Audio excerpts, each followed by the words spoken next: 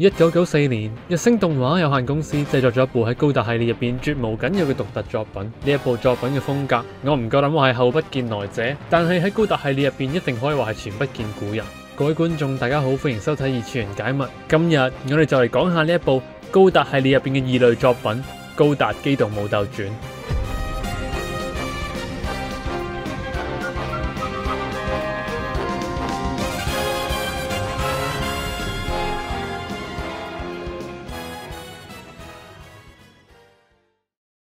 機動武鬥傳嘅故事設定喺未來世紀，由於呢個時候嘅地球受到嚴重嘅污染，人類開始透過殖民衛星移民去宇宙生活。呢一啲人喺宇宙入邊建立咗全新嘅國家，包括新香港、新日本、新美國、新中國等等嘅殖民衛星國家。呢一啲國家雖然喺地球上面擁有自己嘅領土，但係就一早已經唔再重視佢哋。而嚟到衛星時代，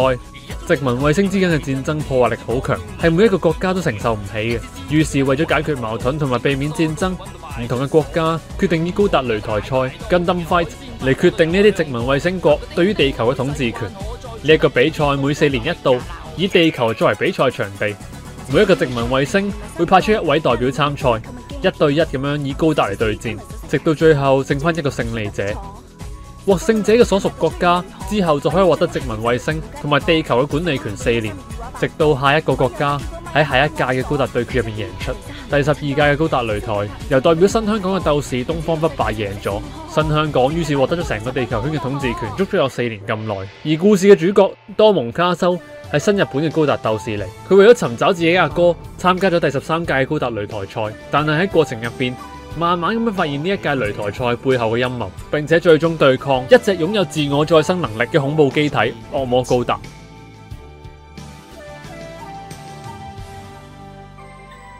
機動武鬥傳採用咗好多嘅香港同埋港漫嘅元素，大量嘅劇情都係喺香港入面推進。故事入邊出現咗好多嘅香港場景，包括維多利亞港、大嶼山、女人街等等。而呢一切都係必須要歸功於70、80年代香港電影嘅黃金年代。當時香港嘅文化瘋狂咁樣對外輸出，無論係霓虹燈、武俠電影定係警匪片，《機動武鬥傳》嘅導演金川太雄就係當年受到香港文化影響嘅觀眾之一，所以喺佢導演之下嘅作品就充滿咗強烈嘅香港元素。東方不敗呢個角色原型係嚟自於金庸嘅筆下，喺徐克執導嘅《笑傲江湖》東方不敗入邊，東方不敗嘅形象傳遍咗亞洲。金川太雄就喺《機動武鬥傳》入邊，將東方不敗糅合咗黃飛鴻嘅角色形象，塑造出呢一個 Master Asia 東方不敗呢一個成個高達系列嘅最強駕駛員。而東方不敗嗰隻馬風雲再起，同樣亦都係嚟自於另一套金庸嘅改編電影《東方不敗之風雲再起》。而故事入邊選手嘅絕招真流星蝴蝶劍係嚟自於香港嘅武俠小說作家古龍，佢嘅經典作品《流星蝴蝶劍》。笑傲江湖、天劍絕刀、獅王爭霸，定係男主角嘅大忌石破天驚拳，甚至係黃潤發等等，呢一啲設定全部都蘊含咗豐富嘅香港元素。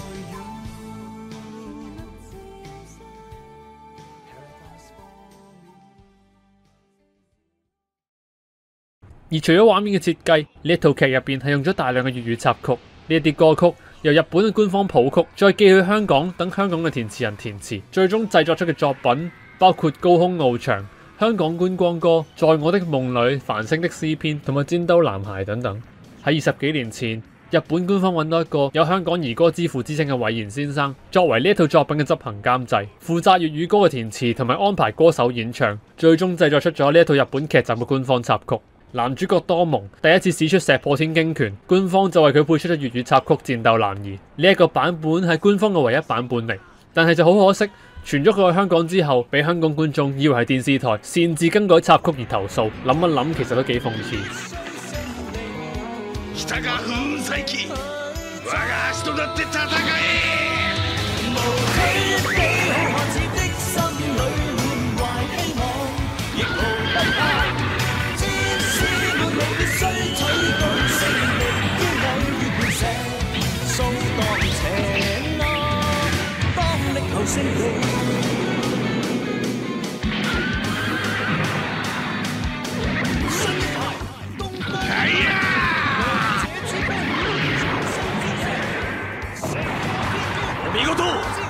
気を抜くな。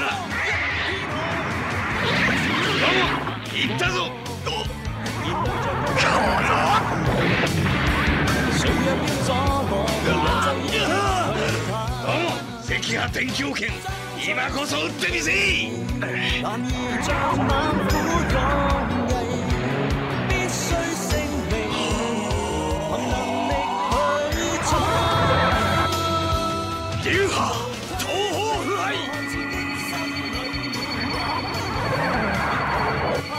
最終奧義，即刻敵強權。掃蕩邪惡，當力求勝利。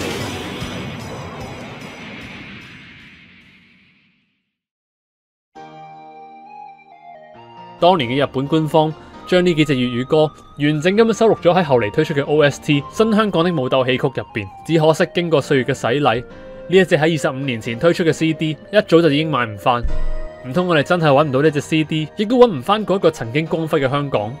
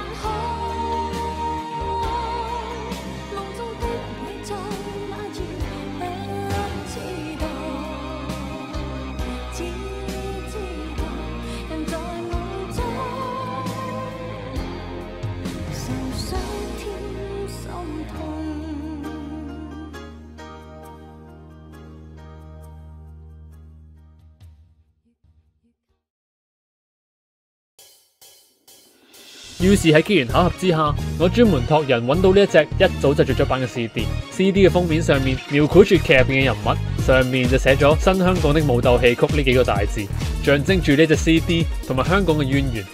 而喺 CD 嘅背面，我哋可以見到當年為新香港的武鬥戲曲獻唱嗰幾位歌手葉富生老師同埋陳奕同埋鍾慧玲小姐等等。而喺 CD 嘅內頁就夾住一疊疊好嘅海報，入邊正正印刷咗神高達 CD 嘅曲目列表同埋歌詞。而喺海報嘅內頁就係金川太雄喺香港嘅回憶錄嚟，入邊就提到梁家輝、張學友、林青霞、張國榮等等嘅香港明星，亦都提到羅大佑嘅經典名曲《皇后大道東》。CD 嗰個封面喺攞出嚟之後係可以打開嘅，入邊係記載住當年嘅曲目同埋工作人員嘅名單。而喺呢個封面入邊，亦都有更加多當年嗰班香港歌手錄音嘅相，完全可以感受到當年嘅導演對於香港文化嗰份仰慕同埋重視。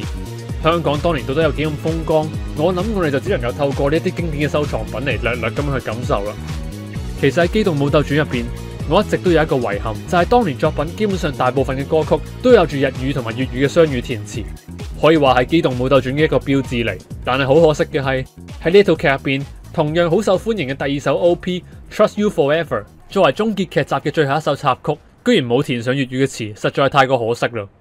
於是同樣喺機緣巧合之下，我揾嚟咗兩個朋友合作，其中一位係曾經幫其他日本動漫去填一啲粵語翻唱歌詞嘅 Poloman， 而另外一位就係歌手平淡。Poloman 曾經幫3-1萬能俠嗰首經典歌曲 Hits 同埋 Wing Gundam 嘅 Just Communication 進行粵語嘅填詞，兩首嘅 cover 都係獲得幾十萬嘅觀看次數。我哋幾個共同為 Trust You Forever 創作咗一首粵語嘅 cover， 一生緊扣。想知道當年嘅製作人係點樣睇我哋幾個膽粗粗寫出嚟嘅歌嘅呢？而當年《機動武鬥傳》喺香港嘅錄音過程又有點樣嘅故事呢？喺機緣巧合之下，我就訪問咗當年為《機動武鬥傳》填粵語詞嘅填詞人韋賢老師，同我哋講下佢當年同日本官方合作嘅故事。想知道跟住落嚟嘅故事發展，就記得關注我嘅 YouTube Channel 同埋 Instagram， 同埋喺 Poloman 嗰邊聽埋完整嘅插曲啦。